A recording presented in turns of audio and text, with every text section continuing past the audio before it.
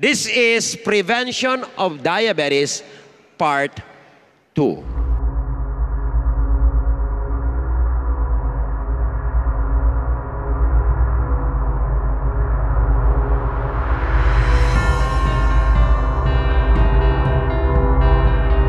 Labi na kining gitawag nato nga type 2 diabetes. Sa may hinungdan, number 1, naipipila ka mga hinungdan nga atong makita. Number 1, Western diet and lifestyle. Kining Western diet, mga kaigalaan, labi na kitang mga Pilipino, anaa kitay mentalidad nga ganahang yun ta magsunod-sunod kanang mga estilo sa tuwa sa Amerika, estilo sa tuwa sa abroad, mga kaigalaan. Mao na nga bisan ang atong pagkaon, ato po ginasunod-sunod sa ilaha. Tanawon nato, tungod ni ining mga Western nga mga klase sa pagkaon. Kaniadto wa man tay daghan nga fast food. Kaniadto wala man tay drive-thru. Apan karon kadaghan na atong drive-thru. Kadaghan na ang mga tao karon nga inay nga didto sila silang kusina mukaon, tuwa na mukaon sa gawas kaya ang ilahang kusina tuwa na sa gawas sa ilahang puloy-anan. Mga kaigalaan, this is one of the cause of diabetic type 2. Number 2, tungod ni ana, kadaghanan sa atong pagkaon tamis, taas og calorie ang resulta, mga kaigalaan, obesity and excess fat. Kung atong tanawon, ang problema na nato karon sa Pilipinas, ngano nga nagadaghan ang gitawag nato nga non-communicable diseases, it is because of our lifestyle. Ang problema na nato karon, nagadaghan og overweight nga mga Pilipino. Daghan og malnourished, apan daghan pod og overnourished. So makita nato dinhi, mga kaigsunan, isa pa nga problema, hinungdan sa diabetes type 2, ngano nga ang tao makadevelop og non-insulin dependent diabetes mellitus tungod lang kini sa gitawag nato nga inactivity. Di nataganahan mo lakaw, di naganahan mo exercise, kaya ang atong ganahan muadto tag palengke, inay nga mulakaw duol raman ang palengke, ang ato ng buhaton musakay na lang tag motorsiklo, mga kaigsunan. Usahay gani, musakay ratag sikad. Bulahan ang nagsikad, kanabitaw padyak, kaysa nang naglingkod ngayahang pasahero. Tanawan ninyo ang mga driver sa pedicab. Gagmayog lawas, mayo ilang lawas kay kumpleto sila exercise, pero tanawa ang nagsakay, dagkog lawas kay dili mulakaw. Inactivity. Mao na siyang isa ka rason. Sunod, too much calories and too little exercise. Ang atong mga pagkaon, kargado nag-calories. Mo ning hinungdan, nga ang ato pagyog ganahan nga kaunon, kanang gitawag nato nga white rice. Kung inyong tanawon kanang white rice, mga kaigalaan, nga naminaw sa inyong mga radyo, mga kaigalaan, nagtanaw sa inyong telebisyon, kanang puti nga kanon, wala na nay vitamins ug mineral. Asa na ni adto? Tuagi pakaon sa mananap ang mga vitamins ug minerals. Kaya ang Pilipino, kadaghanan nato ang atong pilion kanagyog pinakaputi gyud nga bugas. Apan ang pinakamaayo nga bugas, mga kaigalaan, aron malikayan nato ang too much calories, kanabitaw unpolished rice. Manay atong gikinahanglan. Kung kadaghan ang atong calorie, wapod tay exercise, ang resulta, overweight o posible makadevelop kita og type 2 diabetes. Saon nato ni pagdaog. Nakita nato ang mga hinungdan. Karon nun saon nato pagdaog, how to disarm diabetes, non-insulin dependent. Saon nato pag-disarm? Niya, number 1, eat low-fat diet. Problema nato usahay labi na sa buntag. Ang madali-dali lang nato, madaog-daog nato, prito ra gyud dinig kabuntag. Inig kaudto mo gisa pa gyud ta. Unya ang atong mga pagkaon taas kaayo og tambok. Mo nay hinungdan, mga kaigsunan, nga tungod kay daghan tag pagkaon nga tambok, makaangkon tag problema sa atong lawas. So ang atong gikinahanglan is eat low-fat diet. Number 2, kaning mga dapat natong kaunon. Number 2, eat high fiber diet. Usa man asa man nato makuha kining gitawag nato nga high fiber diet. Ang high fiber diet, mga kaigalaan, high fiber diet, mga kaigsunan, makuha lang nato kini gikan sa tanom. Ang pagkaon nga gikan sa mananap, sama sa karne o sama sa isda, wala na'y fiber. Ang fiber gikan lang na sa tanom, gikan sa gulay, gikan sa prutas, o bisan pa sa atong bugas, kung ang inyuhang bugas is unpolished rice. Kanang unpolished rice, either brown, red, or black, basta unpolished, taas na siya og fiber. Sunod, kaning mga klase sa pagkaon. Kining mga pagkaon na ang taas og fiber. Tanawon ninyo kining tinapay. Dili na siya white bread. Ingon gani sa Nutrition Foundation of the Philippines, na sila'y panghuna-huna nga ideklarar ang white bread as junk food. Kay nga naman, wala naman ay vitamin. So mo ni nga itong kinahanglan nga tinapay, kanang gitawag nila nga whole wheat bread, kay kargado ni og fiber. Sunod nga pamaagi, aron atong madisarmahan ang diabetic type 2, regular exercise. Timan-in ninyo ang pulong nga regular. Ang exercise, mayo na siya, pero kung dili regular, dili makahatag o kaayuhan sa atua. Ang kinahanglan nato sa exercise, it must be regular. Ang keyword, mga kaigalaan ug mga kaigsunan, is your consistency sa exercise. Dili nga kung muhugot na ang imuhang pantalon o ang imuhang sanina, moingon ka nga, mag-exercise na ko. Pero kung luag pa, di ka mo exercise. Kung di ka ganahan, di ka mo exercise.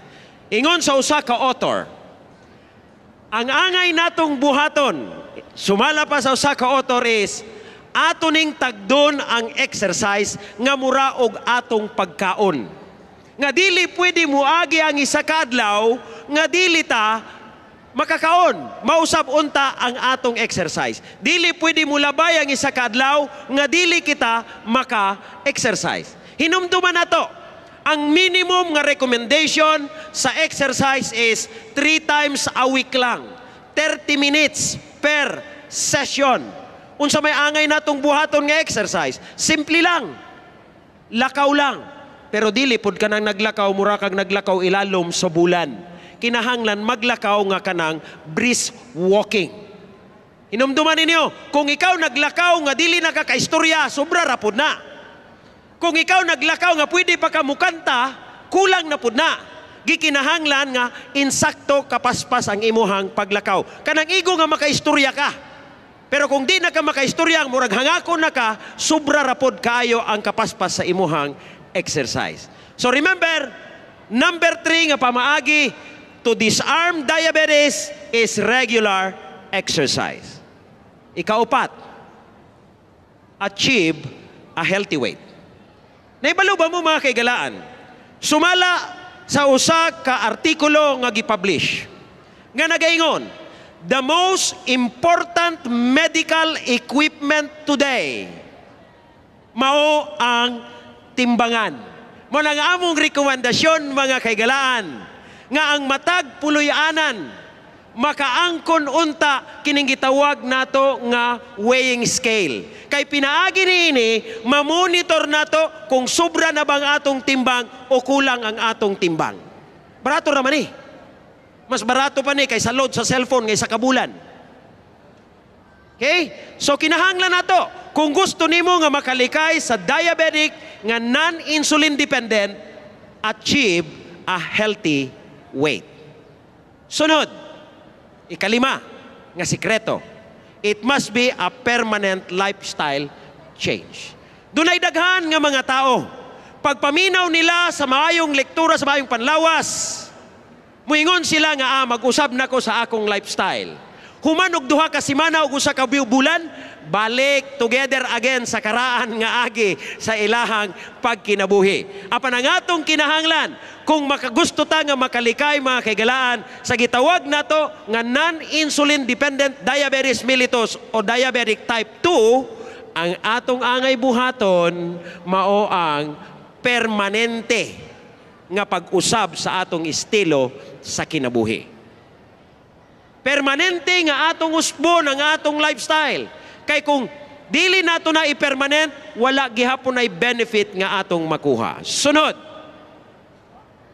Number 6, eat low-fat, plant-based diet. Ang atong pagkaon, gikinahanglan unta nga kadaghanan, gikan sa tanom. Atong usbon ang atong linutuan sa atong mga balay. Kaya ang atong naandan karon, magluto ta og isda, subakan nato og gulay. Balihon nato, magluto ta gulay, subakan nato og isda o subakan nato og karne. Aron nga mas daghan ang atong makaon nga gikan sa tanom. Himuon nato nga ang isda o ang karne, subak ra na, pampalasa la na, pangpawala lang na sa atong kaibog. Pero ang pinaka-importante mga kaigalaan, aron malikay kitag balatian, labi na kining gitawag nato nga lifestyle diseases, ato ning himuon kini mas daghan ang pagkaon nga gikan sa tanom. Kay kung ato ning buhaton, garantiyahan nako kamo mga kaigalaan, mga kaigsunan nga nagapaminaw, makaangkon kita og maayong panlawas. Tanawan ninyo, di man gyud nato malikayan ang gitawag nato nga komplikasyon. Adunay research nga gihimo sa Diabetes Control and Complication Trial Research nga gipublish kini sa New England Journal of Medicine o gilahang nakaplagan ang mga pamaagi aron madugay-dugay. Kung naa na kay diabetic, madugay-dugay ang komplikasyon niya ang mga pamaagi. Sa alang sa type 1 nga diabetes, ang himuon nimo aron nga madugay ang epekto sa komplikasyon sa imong lawas niya, kinahanglan nimo og insulin injection. Pero warning, dili kita mo'y magbuot-buot nga moingon ta nga gi-lecture didto sa seminar sa Wonders of the Past, kinahanglan og insulin, palit ra mo og insulin. No. Ang insulin i-prescribe sa inyohang doktor. Dili ka mo may mog doktor-doktor. Kining insulin gikinahanglan ni sa type 1. Pero dili na igo, doon ako'y daghan nakita, nag-injection og insulin, pero wala nag-usab sa ilahang pagkaon. Gikinahanglan usban pod nato ang atong pagkaon. Usban nato ang pagkaon nato, plant-based. Mas daghan ang tanom. Okay, ikatulo nga buhaton nimo, kinahanglan nimo ang exercise. Sunod, sa type 2A, ang angay nimong buhaton, usbon ang pagkaon, gikan sa tanom na, di na ka mukaon og karne or isda. Kung mukaon man ka, subak ra. Sunod, kinahanglan nimo exercise. Then, ang ikatulo, ang doktor, kung makita niya nga di pagyud pwede, tagaan kaniya og oral medication. Ang ikatulo nga pamaagi, nga madugay-dugay ang komplikasyon. Sa type 2B, niya, usbon ang imong pagkaon, kung ikaw, diabetic na, wa na'y karne. Gikan ra gyud sa tanom. Plus, exercise aron magnaog ang atong timbang. Weight reduction. Kinahanglan ang type 2 nga natao nga naay diabetic nga type 2, tambok man gyud na siya mo na nga reduce weight, mag-reduce sa atong timbang. Plus, ayaw kalimot exercise. Pwede ta mag-exercise sama niini aron makaangkon tag maayong panlawas. So makita nato nga dili lamang mauna ang komplikasyon nga atong makuha. Bisan tanawon ninyo, ang diabetes o heart disease adunay kalambigitan.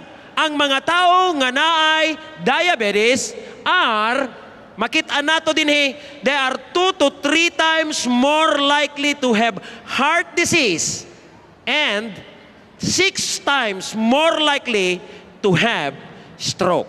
So makita nato dinhi mga kaigalaan, ang handom sa Dios, sama sa atong gibasa kagabi, akong ibalik. 3 John 2 nag-ingon, I pray that you may enjoy good health and that all may go well with you, even as your soul is getting along well. So karong kagabi mga kaigsunan, ang akong tambag ninyo nga nagapaminaw, nagatanaw o kaning naa dinhi sa atong seminar, live a healthy lifestyle. Healthy lifestyle. Godly lifestyle. Maayong gabi kaninyong tanan and welcome sa atong Wonders of the Past.